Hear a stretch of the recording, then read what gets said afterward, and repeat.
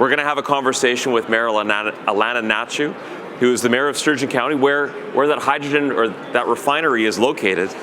But Alanna is also the chair of the Edmonton Region Hydrogen Hub. It's really at the center point of this work that's happening across our region. So Alanna, thanks so much for joining us. Thank you for the invitation. Okay, so last year we sat here at the end of the conference and we were kind of amazed that we had this idea of having, a convention to try to welcome the world in. We thought we might have 500-800 people at it last year. We had 4,000. This year we had a goal to say, okay, let's try to double it.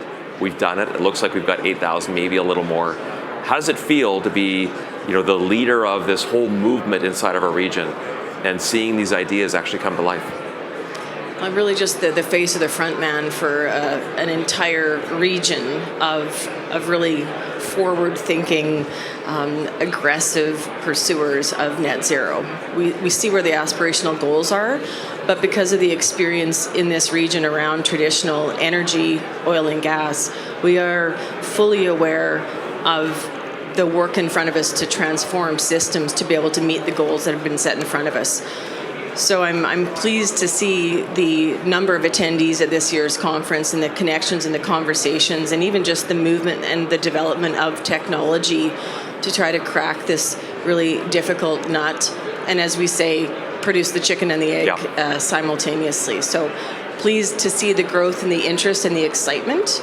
But as always, I'm also somewhat frustrated at the glacial pace that we've seen as far as regulations and policy and standardizations, not just in Canada, but around the world, because we are a part of a global economy. So we have to understand how to have policies and standards that work for district and regions and smaller communities, but also for the global community as well. So that's where I want to see some uptick and some uptake. Yeah, I couldn't agree with you more. We've been having conversations, all day yesterday, all day today, and the theme really has been we need to move fast. So we need predictability, we need transparency, and most of all, we need speed. And we need to just get going. And that we've talked a lot about this being a global race, but a race that everyone actually needs to win. So we need to move there collectively, move as fast as we can. And I think that's part of the thinking behind the hub. So can you maybe just talk a bit for people who aren't from here, what are we doing with the Edmonton Region Hydrogen Hub? Who's involved? And how have we been able to bring this community together? We've been a little bit of a lightning rod and a connector. We started the conversation, but folks like Edmonton Global has picked up that conversation and taken it to a global level that we couldn't have. So we're taking care of building demand and just helping our regional partners understand exactly what this energy evolution looks like in their communities, whether it's in rural communities, cities, or the Indigenous communities who are our partners here as well. And that's really an important part of what the evolution of energy looks like. The evolution of energy is diverse and inclusive and has economic reconciliation at the heart of it as well. And you talked about moving forward as a collective. And what I'm sensing this year is trying to measure our step. For those of us running out in front and some that are lagging behind, how we temper our sense of urgency and at the same time effect some change at those who are late adopters to try to pick up pace with us, because this is going to be a systems change, and this also has to have the blessing and the understanding of the public, because we can't have the human connection be the weakest link in the value chain. So we're trying to solve technical issues, government issues, and human behavior issues all simultaneously, which is why I'm grateful for the size of the team in the region who's working on this. Yeah, it's funny, we often talk about the work being the easy part. It's the people and the thinking that we have to change to if we're going to do this. And it's, when we look at, the energy demands globally are increasing every year. We need to decarbonize it. And about 30% of that we think is going to be hydrogen, right? They're really tough stuff. The high heat, the really long distances, the trucks and buses and airplanes, these things that are really hard to do with batteries. Yesterday we launched the 5,000 vehicle challenge. So which is, as you know, because you're really leading this, to try to get 5,000, sorry, I'm going to rephrase that, not to try, but to have 5,000 hydrogen-fueled vehicles on the road based out of this region within 5 years, as part of a larger goal to have 35,000, eventually 50,000, eventually all of those vehicles that make sense, decarbonized. Can you talk a bit about just bringing together the region as well on something like this challenge? Well, we're going to tap planes, trains, and automobiles, buses and trucks and forklifts. I'd be happy, any of it. But from my perspective, speaking with my peers, and as we plan our 10-year asset management plans for our fleets back in our municipalities, whether those be buses or garbage trucks or fleet vehicles, graders, any of that, or even in my community, tractors, farm equipment, we need to find something that works for everybody. And by taking that ecosystem approach and trying to get as many of those vehicles transitioning to hydrogen, will also expose some things we hadn't considered, which is, why we are, I would say, somewhere between the leading edge and the bleeding edge of figuring out this energy evolution. And so fleet management is something that I think we're going to have to focus on. And once we start and are, I think, transparent about where the challenges are and where the benefits are, then it will exponentially grow. And as companies like TC Energy and Linde and start putting in Air Products, putting in those fueling stations, and we have that connection with that corridor in towards Calgary, it will grow exponentially. And I'm quite confident that in the next 5 years we're going to get those 5,000 vehicles, because there's lots of vehicles on the road here. I totally agree, and I think it's confidence based on the reality of what we're doing. It's not this confidence of saying, there's a potential for this. We've actually already started it. There's, I think, 6 hydrogen fueling stations on the West Coast, and there's a number of them in Europe. So this is, this is not new. It's new to us, but it's not new. And so, again, taking that global perspective, we just have to understand where everybody is at and understand what the proof of concept looks like here in this climate. And I know that we are quite capable of delivering on that. Yeah, I agree with you 100%. And I mean, yesterday Air Products announced the world's largest hydrogen fueling station.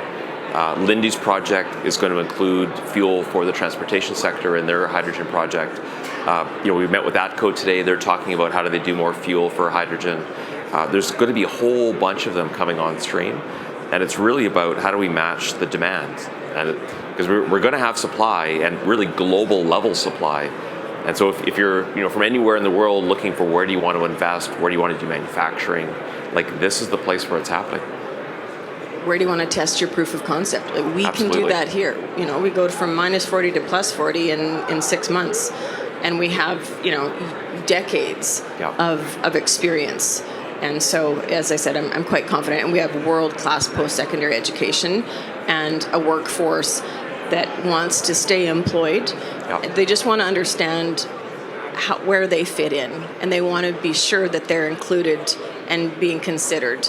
And again, back to the human part of the chain. And so that's also from a municipal government perspective and from a government perspective where we need to always be thinking, and to echo Chief Arcan's comments about that yesterday. We cannot forget about the people. We cannot forget about the social side of this, because in the end, that's why we're doing it. Yeah. Oh, again, we're doing the right thing for the economy. We're doing the right thing for the people. We're doing the right thing for the planet. So the more we can have people do it together, the better off we are. So again, it's a little quiet at the moment. We were just swarmed with people, so there must be a great session happening upstairs right now. You've been spending a lot of time in the strategic part of this conference. You had a number of times that you've been on stage. You've listened to some of these great speakers from around the world that are here. Are there things that you've heard that you're like, oh, that's a great idea, we could incorporate that? Or I've found a couple times people say we need to do X, and it's like, well, we've already been doing that here for 10 years. Are there things that have surprised you, either in a positive of we can learn from this, or some things where you think we need to get the word out about what's happening here, because clearly people don't know yet? Back to policy and regulation, like that is the government's part of how to signal that it is safe to invest. Yeah. We need certainty in this country, and we also, and the common topic is what type of infrastructure do we need, and how quickly can we get it built? Because 10 and 12 years just doesn't cut it.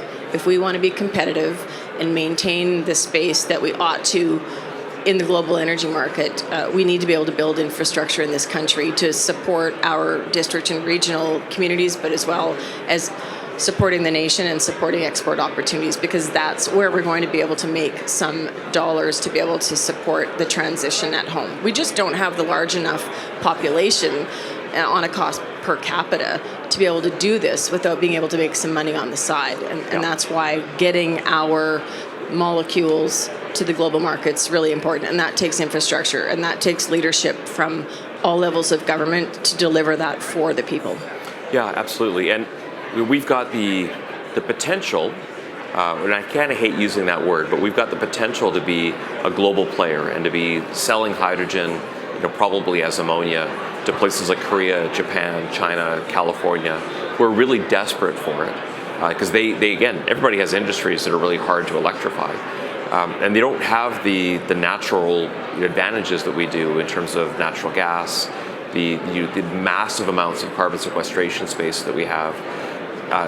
Did you think that process of regulations and having government move at some speed is going to happen in the next few years? Are we going to be able to get product to international markets?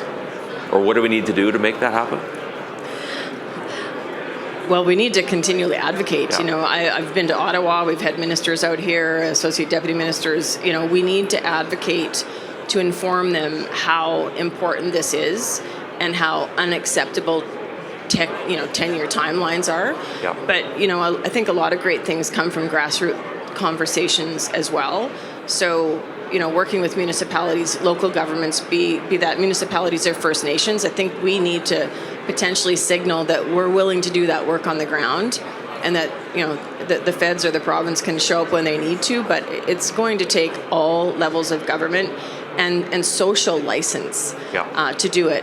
And of course, governments make decisions based on folks. So, let's just talk to people and convince them of where the value proposition is, so that they can signal to their elected officials what they expect to see delivered.